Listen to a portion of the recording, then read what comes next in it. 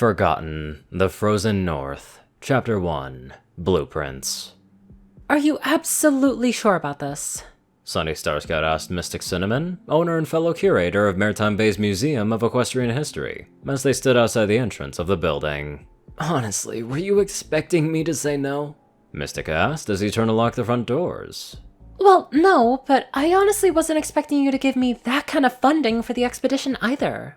Sunny told him. Why not? Miss Star Scout, not only is the reunification of our nation happening because of you, but that wing of the museum looks spectacular because of you. The museum has been having record turnouts for 2 months now. You have the heart and the drive to safely and responsibly uncover Equestria's ancient history. I cannot think of anyone better. And this funding isn't just coming from me, but from museums from Zephyr Heights and Bridalwood as well. So don't think that you're going to go bankrupt to me by asking Canterlogic to design something bigger than those gem display cases.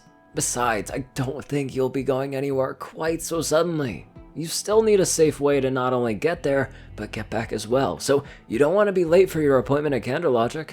Have a pleasant evening, Miss Star Scout, and I'll see you in the morning. Sunny gave the elder pony a smile, nodded, and turned to trot down towards the Canterlogic factory.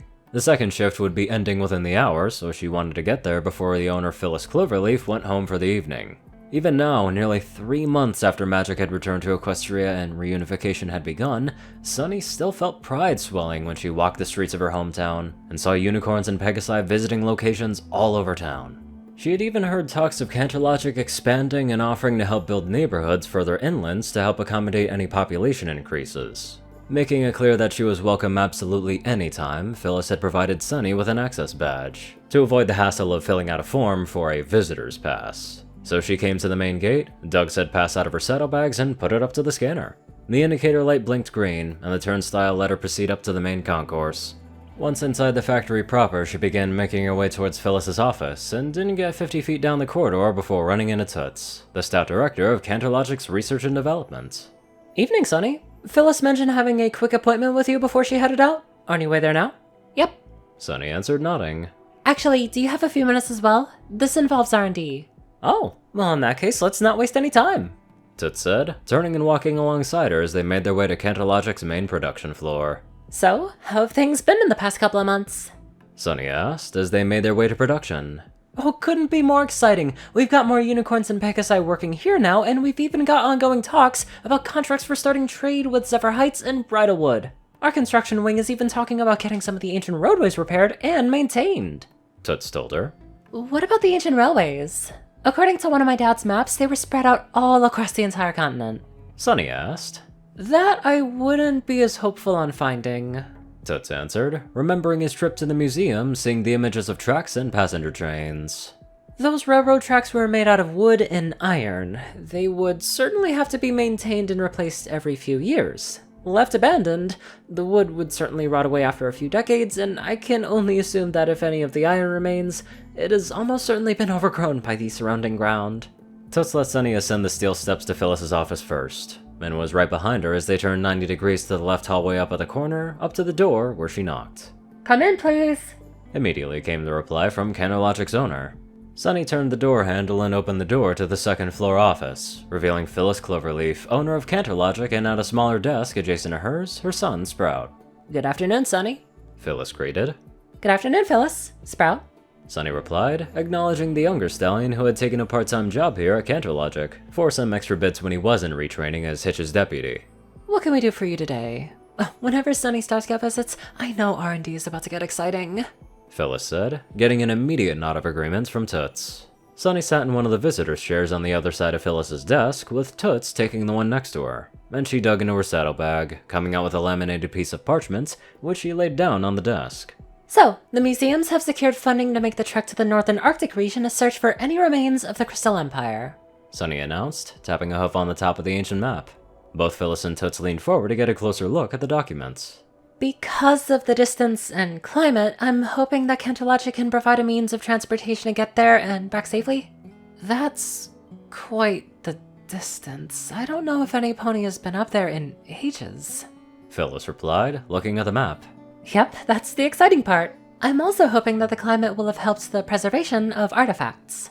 Queen Haven has a long-range topography team attempting to get as far north as they can to update this map.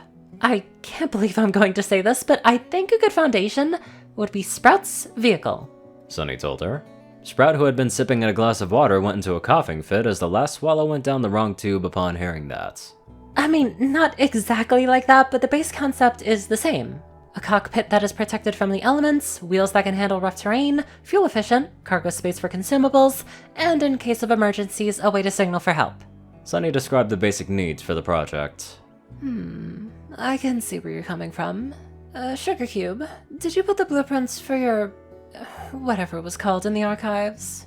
Phyllis asked. The Sprouticus Maximus? That really didn't have any blueprints.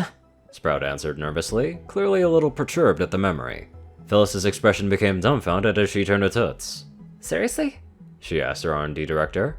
It was actually kind of freaky how well it all came together. Toots admitted. We got that thing together and working in 2.5 days just on his descriptions. Well, clearly, I have some engineers who need raises. Sunny, no worries. We'll get to work on what you need the right way. I can't get you a specific timetable just yet, but I'll do so as soon as possible. Sunny Starscout gave the factory owner a smile. Oh, no rush, Phyllis. Don't get me wrong, I'm excited, but I don't think the Arctic region is going anywhere. A long time ago, the light magenta alicorn shot up in her bed, bolting awake in a sweat. With a few gasps, Princess Flurryheart caught her breath and threw off the multiple wool blankets that had been warding off the cold. Swinging her hooves over and getting up out of bed, she walked over to the silk curtains billowing in the frigid breeze. The windows had been blown open by a gust of icy air, again. She glanced out of the 4th-story window, not able to even make out the crystal mountains through the blowing snow and darkness. Taking another deep breath, she closed the windows and walked over to her closet, throwing on a simple fleece robe. After taking a few gulps of water from her bedside glass, she went to the door and left her personal quarters out into the halls of the Crystal Castle. To hell with looking regal at 2 in the morning.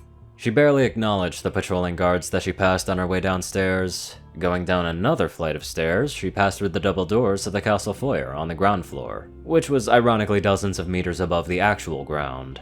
The giant curtains to the balcony flapped wildly against the blizzard outside.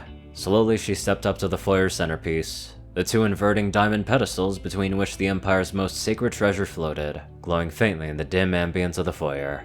She looked back at her left flank, lifting her robe to reveal her cutie mark, a perfect rendition of the heart, surrounded by whirling wisps of wind. Then she turned back to the crystal heart, looked at her reflection in the facets of the gem, and watched her lips tremble in uncertainty. Please help me. Show me how I can stop this. Tell me what to do. Please. The original Forgotten Story, flawless. This sequel, probably going to be a blast. Same with the sequel to this story as well. But before I get ahead of myself, let's get on to our warm donators. Top donators are 630, J Tinman, Darkside, Only One Thing, and Ceru Orion. Rayden, Narwhals, Blackmoonheart, Pastel Skies, Austin Rolan, Stu Hex, Swordbrother and Mordred, Omicron Lyrae, Will, Chris, Twinkie, Zaza, Riot Soul, IronSky, Badass Waffle, and many more fantastic people. Thank you all so much for watching this video and live life to the fullest.